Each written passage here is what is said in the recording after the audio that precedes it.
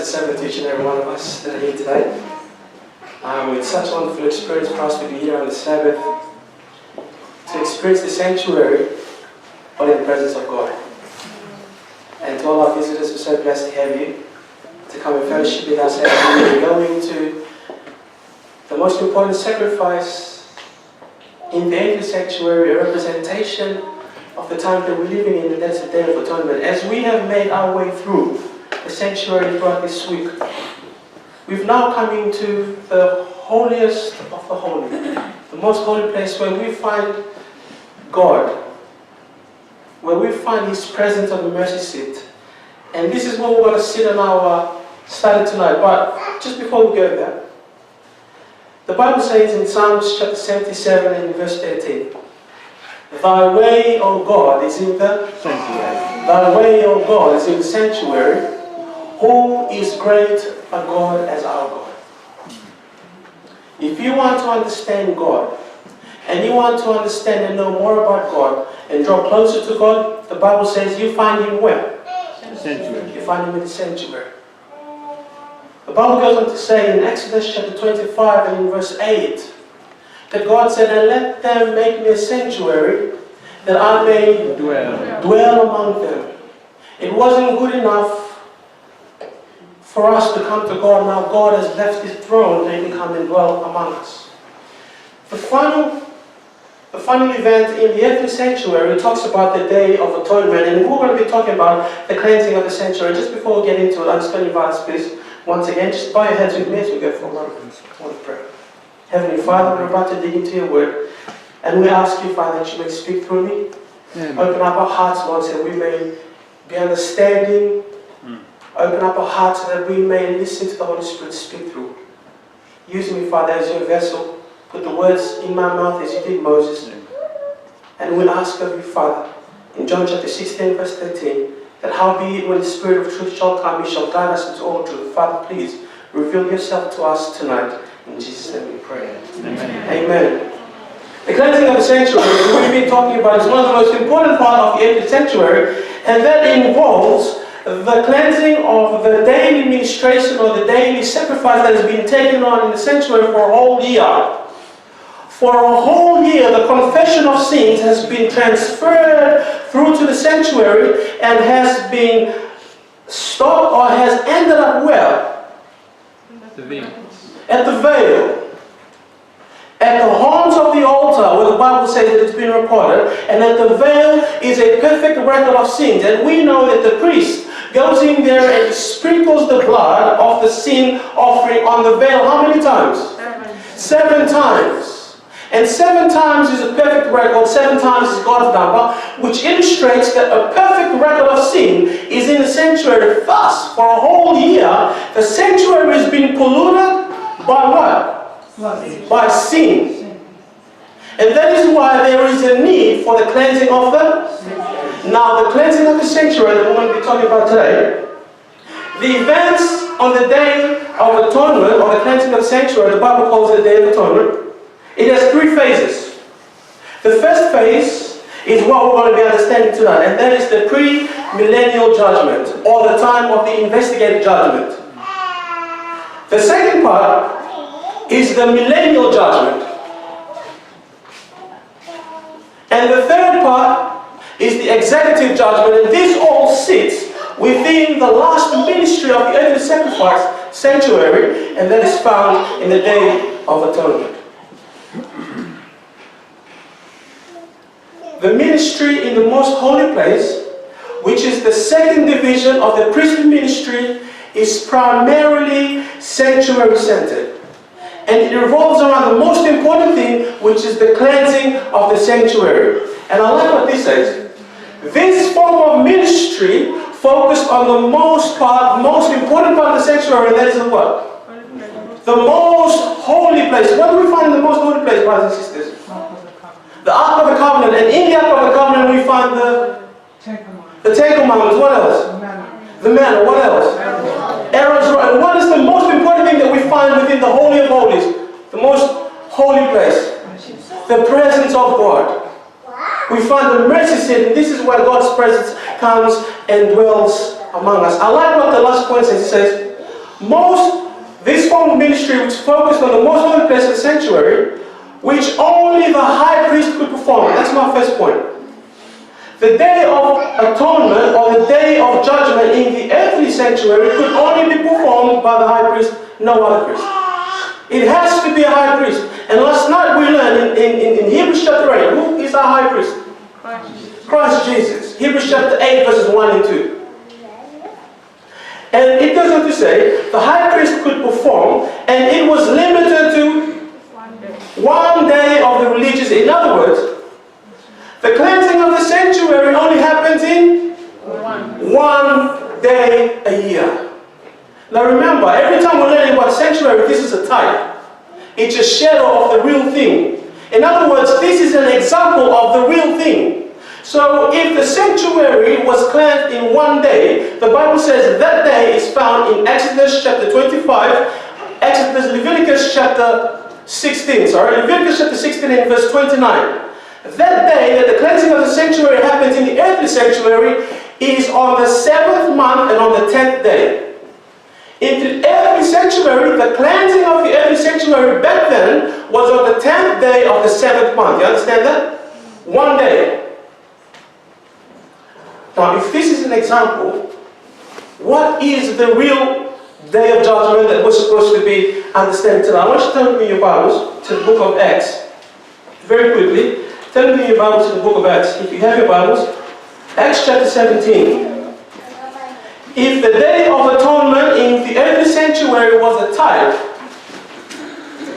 what is the real example that it's trying to share with us? Acts chapter 17. Forgive me. And if you're there, please say amen. Acts chapter 17.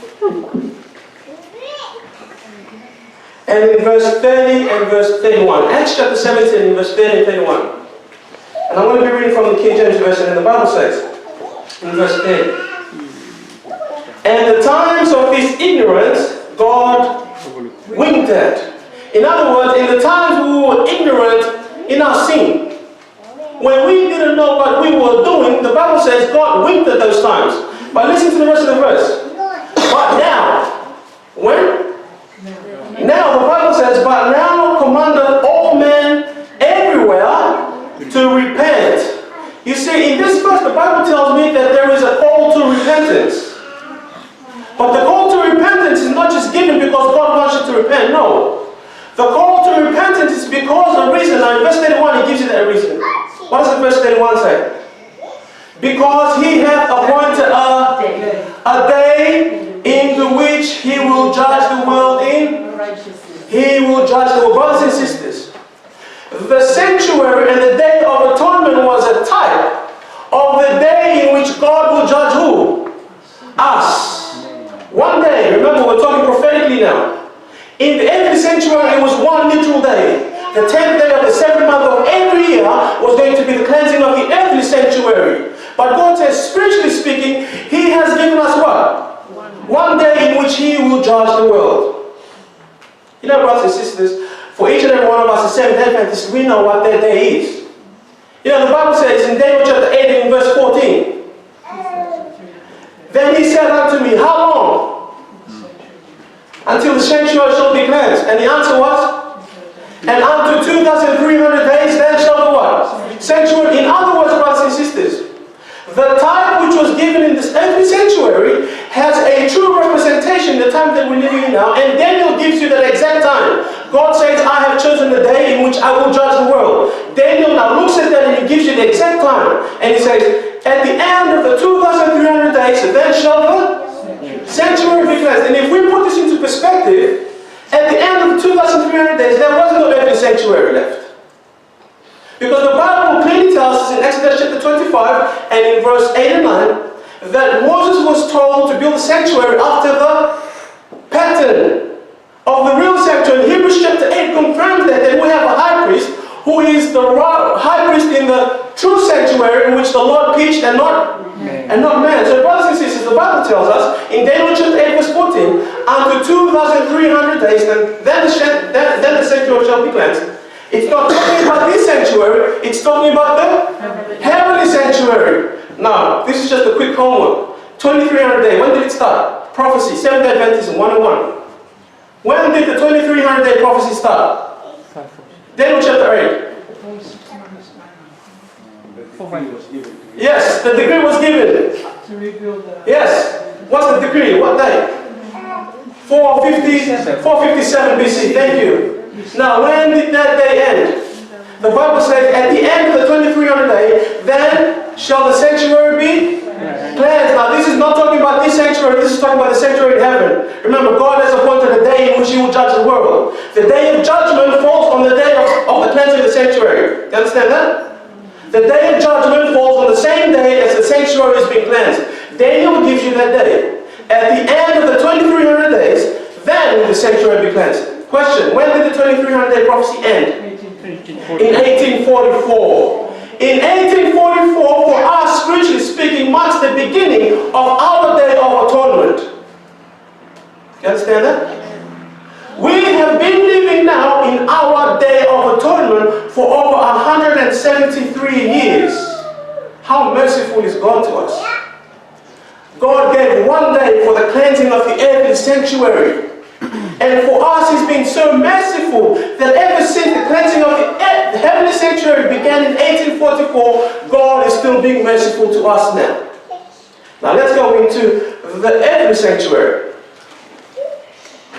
The cleansing of the earthly sanctuary required 2 goats. And I want to briefly give you the story.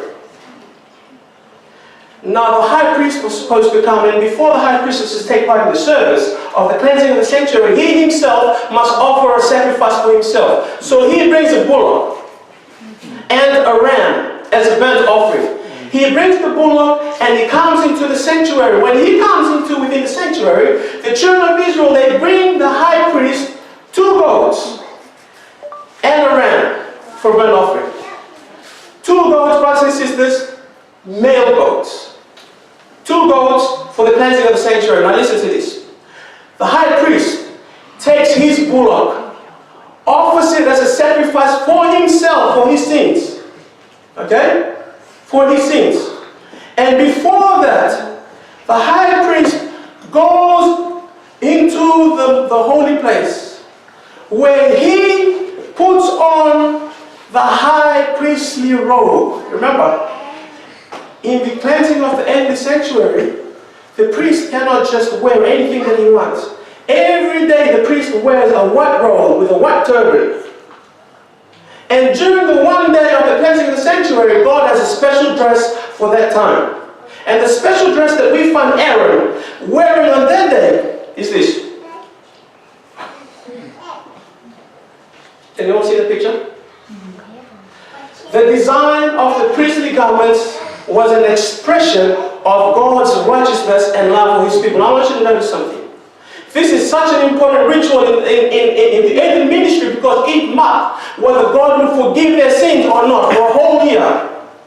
So the priest had to wear something that would remind God's people that God loved them. Let's have a look at the priestly garments that the priest had to wear, especially on that day. Before the priest could put on those garments, he has to wash himself. He washes himself, he goes into the holy place, and in the holy place is the only place where he puts on these garments. He doesn't put it on prior, he doesn't put it on outside the sanctuary, he puts it on the holy place, inside within the sanctuary.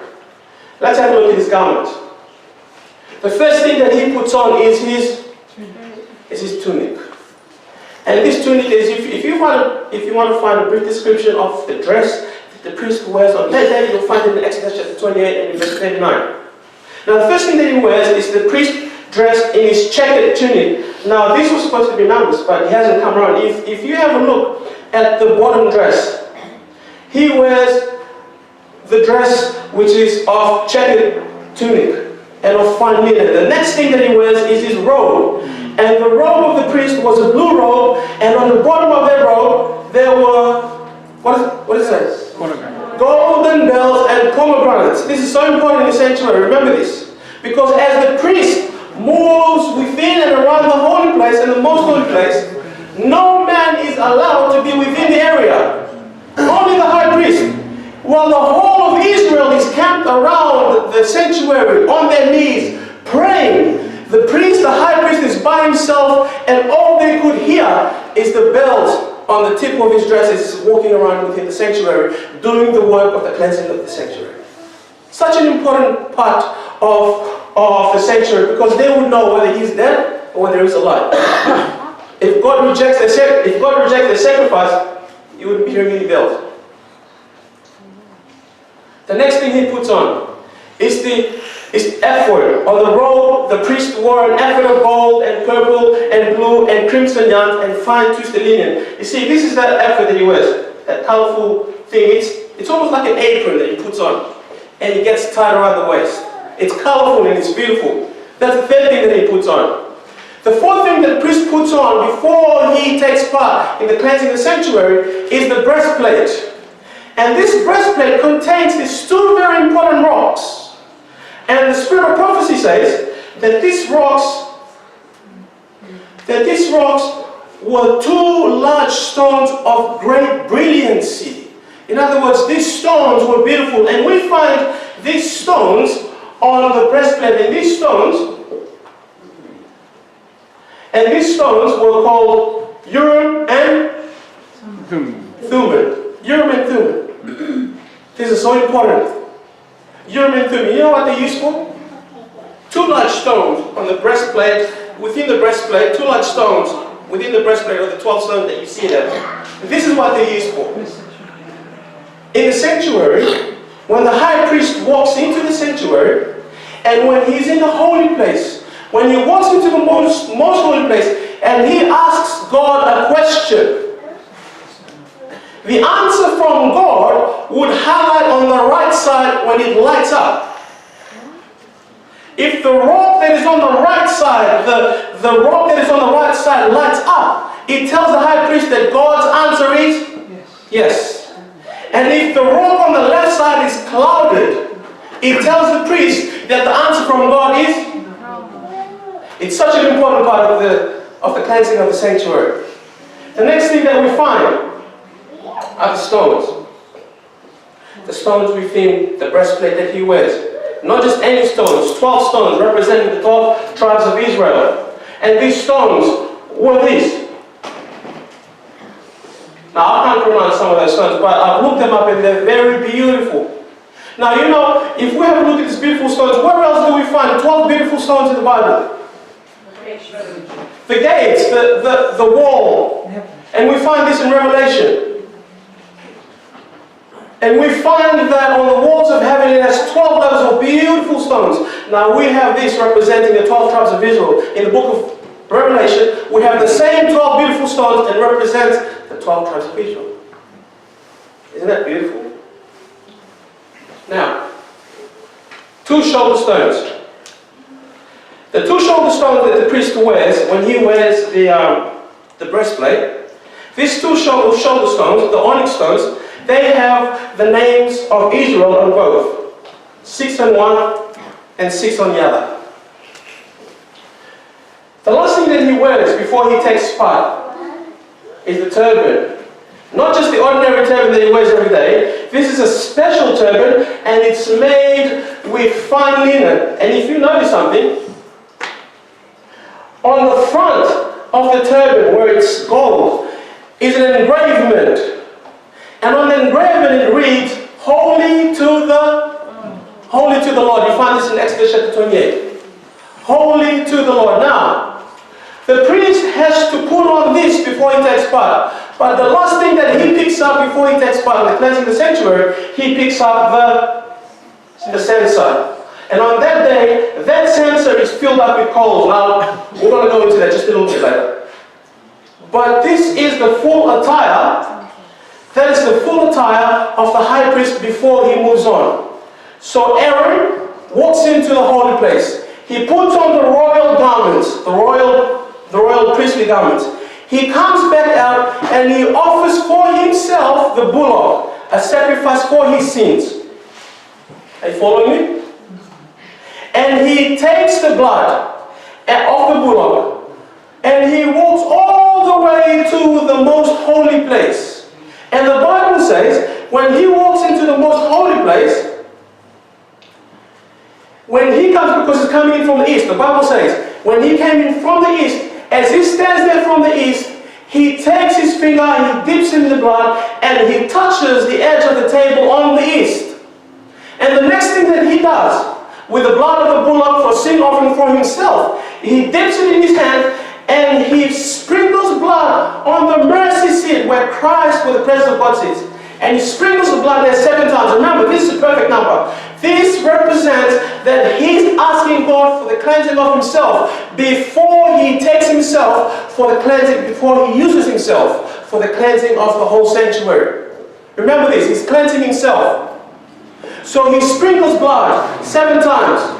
And he leaves the sanctuary. And he makes his way back out. And on his way out, the first object that he meets is the altar of incense. And he dips his hand in the blood and he wipes it on the tips of the horns of the altar, and he makes his way out and he touches the horns of the altar of burnt offering. He does this by himself with the blood of the bullock that he offered for himself.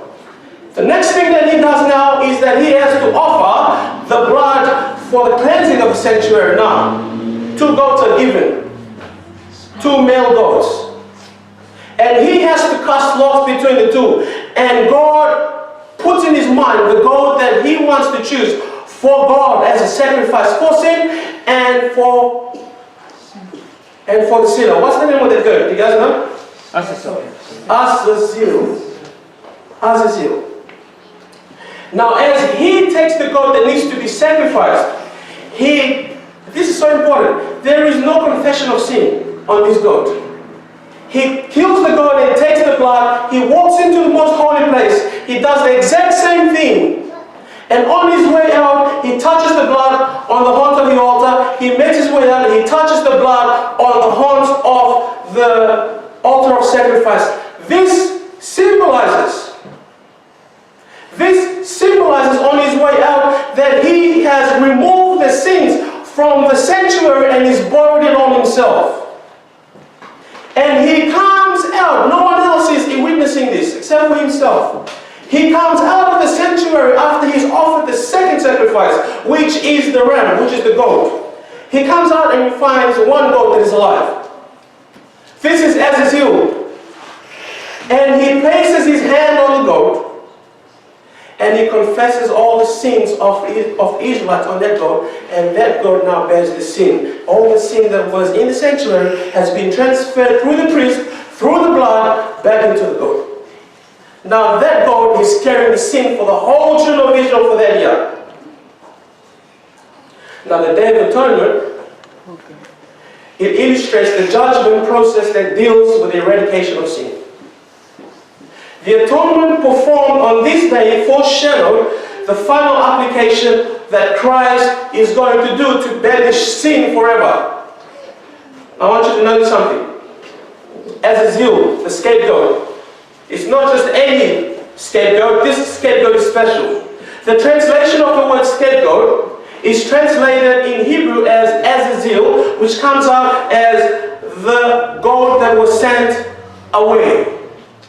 Another thing that I want you to notice about this goat in Leviticus chapter 16 is that Azazel represents who? It represents Satan, not Christ. You see, the second goat that that the priest comes out of the most holy place and confesses the sin, that goat doesn't die. You look at the last point, it says the scapegoat was not slain as a sacrifice, and thus it could not be used as a means of bringing forgiveness. If this goat represents Satan, then he will not die to cleanse the sanctuary of sin. No. This goat will die as a result of sin, naturally. And what happens next is that the priest then takes this goat and hands it over to a fit man, which carries the goat way into the wilderness where he dies naturally. In other words, that goat dies as a result of sin. He's not dying because of sin. To cleanse the sanctuary of sin. No, he's dying as a result of sin, because he's carrying the whole sin of the whole sanctuary service for 1 year. Now I want you to notice something. The sanctuary was entirely cleansed by the Lord's goat. It wasn't cleansed by the scapegoat. It wasn't cleansed by the bullock that was offered for Aaron, it was cleansed by the Lord's God. Now, this is very important because the Bible also tells us that there is a blood that was offered that is used to cleanse the heavenly sanctuary, which the Lord created, not man. Whose blood is that? Jesus. The blood of Christ. The blood of Christ. Now, point number 3 is that the passage, it treats the scapegoat as a personal being. I want you to notice this. The scapegoat is treated as a personal being and is opposed to God. In other words, when the Bible says in Leviticus 16 verse 8, one to the Lord and one to Azazel. So in other words, God is differentiating between the two, that one belongs to God, the other is going to belong to the devil. The setting of the sanctuary parable, it is more consistent to see the Lord's God as a symbol of Christ and the scapegoat as a symbol of Satan. I just want to go through very quickly.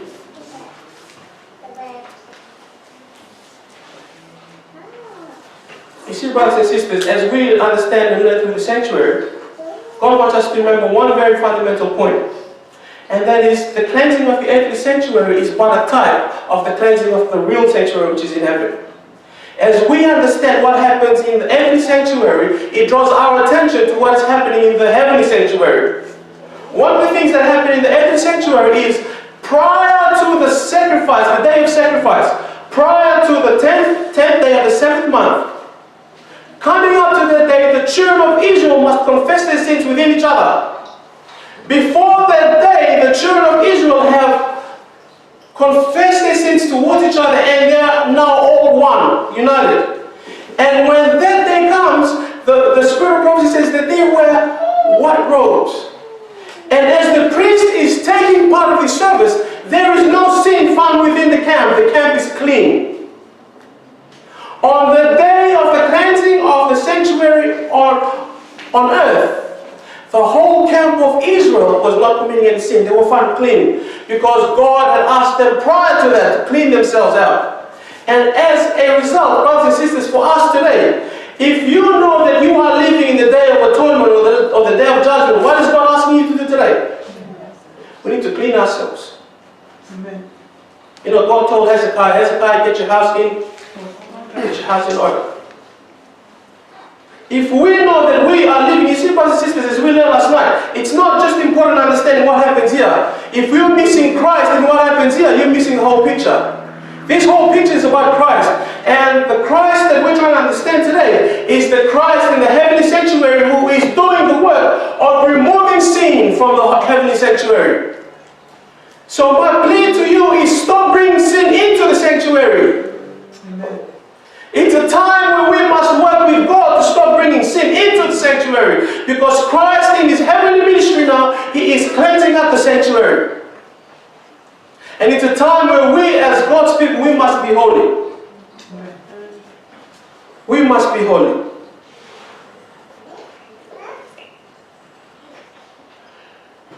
Now the three phases that we find represented in the Day of Atonement in the earthly sanctuary is this. We find the day of the investigative judgment, we find the day of the millennium judgment, and we find the day of the executive judgment. And we know that the day of the millennial judgment will happen when Christ comes back and we will be in heaven for how long? For 1,000 years. And the day of the executive judgment begins when the 1,000 years ends. So we are not worried about the millennial judgment because we're not there yet. We're not worried about the executive judgment because we're not even there yet. Where we are is in the time of the investigative judgment, where each and every one of our cases are being investigated. And as our cases are being investigated, brothers and sisters, the Bible says the camp needs to be clean. The clean camp symbolizes the result of the third or executive phase of the judgment, and when fire destroys the wicked and cleanses them. You see, brothers and sisters, prior to the second coming of Christ, there's going to be a people that are going to be holy. And those people that are going to be holy, the Bible says that the sealing angel that comes to seal them on their forehead, what is the sealing message on their behalf? What is the seal of God that is going to be sealing God's people in these last days? It's the Sabbath. It's the Sabbath. And it's so important, brothers and sisters, that as we draw closer towards the end of this life, because we're living the Day of Atonement, God says, remember the Sabbath. Why? Because this is your seal. Amen. This is what qualifies you and helps you to live a clean life in the Day of Atonement as we're living in now. We are living in the Day of Atonement. We are living in the Day of Judgment. And if we understand what seals us in the Day of Judgment, and that's the Sabbath, God says in Exodus chapter 20 verse 8, remember the Sabbath day to keep it holy. God says in Isaiah chapter 58 verse 13 and 14, if thou keep the foot from the Sabbath, from doing thy own pleasure, from doing thy own thing, from speaking thy own words, God wants to remind each and every one of us, brothers and sisters, the cleansing of the sanctuary is but a shadow of the true sanctuary that Christ is ministering on our behalf right now. And this is where the message sits. You see, brothers and sisters, Christ is urging each and every individual that has the truth. And I know each and every one of us has the truth. The truth that is found in the sanctuary is the truth that is found in Christ, as we found last night. Christ is found within the sanctuary. He is found in the most holy place in the mercy seat. He is found as the light of the world. He is found as the incense that is burning. He offers prayers on our behalf daily. There was one very important thing that I missed. You know, when the priest takes part in cleansing of the sanctuary, he carries with him that censer. You know, that censer is such an important part of his life, because his life depends on that censer. Before the priest walks into the most holy place, he comes into the altar of offering. He brings a few ashes and he puts it inside the censer. And he carries in his hand a handful of incense, perfume, sweet smelling incense in his hand. And as he walks into the holy place, as he makes his way into the most holy place, he puts the incense that is in his hand onto the hot coals that are burning. And you know what happens? It smokes up. And the whole area where God sits, the whole sanctuary, the most holy place, is filled with a cloud of smoke, sweet smelling smoke. And this is the only way that the high priest Aaron was able to walk in. You know, the Bible says if he doesn't use that, and you find this in Leviticus 16 and in Leviticus 16 and in verse 8. If the high priest does not have that censer, he will die. You know, brothers and sisters, the censer in the sanctuary represents our prayers. My question to you is this. How fervent are your prayers? How fervent are your prayers? Is it fervent enough to save you? That smoke that the priest had to put in there had to fill up the whole room in the most holy place to protect himself. My question to you, how fervent is your prayer? How much are you pleading God when you pray? How much are you really pleading God and you're asking for repentance? You see, in the sanctuary, Christ pleads on your behalf. But how much are you pleading for God on your behalf? All who have truly repented and by have received what? Have received pardon. All. Regardless of what you've done, regardless of where you've been, the Bible says, all who have truly repented and by faith claimed the blood of Christ's sacrifice have received pardon. And this is so important. When their name comes up in the judgment, and they are found what? Clothed with the robe of Christ's righteousness. When their name comes up, and And they are found what? Clothed in the robe of who? Of Christ's righteousness. Their sins are blotted out and they are accounted what? Amen. Do you want to be that person? You know, you're living in the time of judgment. If your name comes up in the judgment, and you are found to be wearing the robe of Christ's righteousness, your sins are blotted out, and you are accounted worthy of what? Of eternal life. Luke chapter 20 verse 35 says, he who overcomes, Jesus said, shall be clothed in white garments, in Revelation chapter 3 verse 5, and I will not blot out his name from the book of life, but I will confess his name before my Father and before... Question, what is the robe of Christ's righteousness that you put on you? We find the parable in the book of Matthew chapter 22, parable of the wedding feast. We find a man that was sitting in there without their wedding garment. That man was thrown out, tied up and thrown out. The question that the king asked the man when he found him in there, how did you get in here? You see, there's such an important point that we always miss when we read that story. It's because all those people that were in the wedding feast, they were all wearing the wedding garment. In other words, when they walked in, they were given a wedding garment. Do you understand what I'm saying? Yeah. Because these people that were in the wedding feast, they were people that were plucked off the street. The invited guests didn't come. These were the people that were plucked off the street, invited to come to the wedding feast in Matthew chapter 22. And when the king comes into the wedding feast and he sees that everyone is wearing the robe that was offered to them except one, you know what this tells me? It tells me my rebellious self can often neglect and say, no, I'm not going to wear the robe of Christ. So many times we're so disobedient to wearing the robe of Christ. We think we can justify ourselves. You see, brothers and sisters, as we stand in these last days, in the day of atonement, the only thing that will justify us is the blood of Christ.